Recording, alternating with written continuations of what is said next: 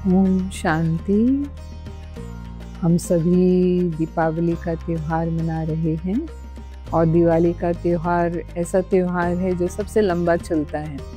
5 दिनों तक हम इसे मनाते हैं और हर दिन का एक अलग-अलग महत्व है।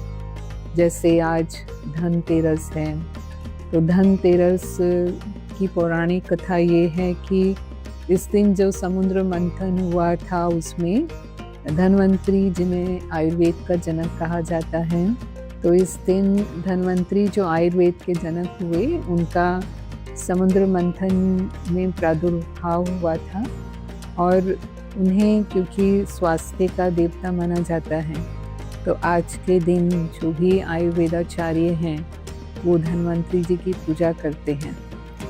तो ये स्वास्थ्य और समृद्धि का प्रतीक है।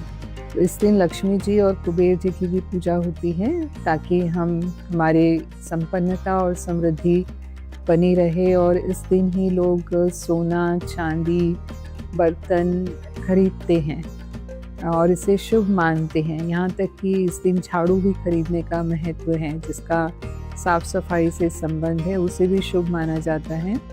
और धनतेरस के दिन दक्षिण दिशा में एक दीप जलाया जाता है और ऐसा मानते हैं कि यमराज जो मृत्यु के देवता हैं, ऐसा करने से अकाले मृत्यु के भय से मुक्ति मिलती है। तो ये सब कथाएं हैं जो उसके साथ जुड़ी हुई हैं। वास्तव में जो आध्यात्मिक रहस्य है वो ये है कि हमारे जीवन में स्वास्थ्य का भी महत्व है, क्योंकि स्वास्थ्य ही संपत्ति है। व्यक्ति अपनी संपत्ति का सुख तब ले सकता है जब वो स्वस्थ होता है। तो सुख का संबंध स्वास्थ्य के साथ है। तो हमें अपने शारीरिक स्वास्थ्य का भी उतना ही ध्यान रखना है। कोई भी उच्च पुरुषार्थ भी मनुष्य तभी कर पाता है जब वो स्वस्थ है। तो आज के दिन का मुख्य संबंध स्वास्थ्य से है और साथ साथ धन से भी है, क्योंकि धन को भी, स्वास्थ्य को भी धन माना गया है या स्वास्थ्य को भी संपत्ति माना गया है। और ऐसे ही दिवाली के बाद हम नया साल मनाते हैं।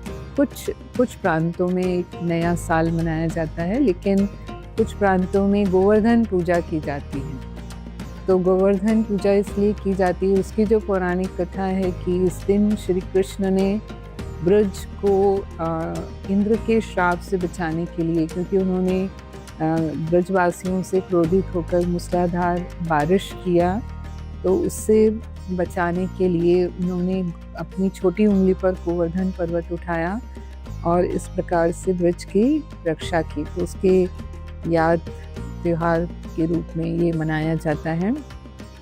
तो वास्तव में ये प्रकृति से प्रेम, यानी प्रकृति की का जो महत्व है या प्रकृति की जो हमें सुरक्षा करनी चाहिए, उसका भी प्रतीक है। और इसको अन्नकूट दिवस के रूप में भी कहीं कहीं मनाते हैं, जिसका संबंध कृषि से है। और भाई दूज का त्यौहार भी हम दिवाली के साथ मनाते हैं और इसके पीछे भी पौराणिक कथाएं, मुख्य रूप से दो कथाएं हैं कि यमुना जो सूर्यदेव की पुत्री थी, उनके भाई यमराज थे और बहुत समय के बाद उसने यमराज को अपने घर बुलाया। तो इस दिन उन्होंने उनका बहुत स्वागत सत्कार किया, उनको तिलक लगाया और भोजन कराया।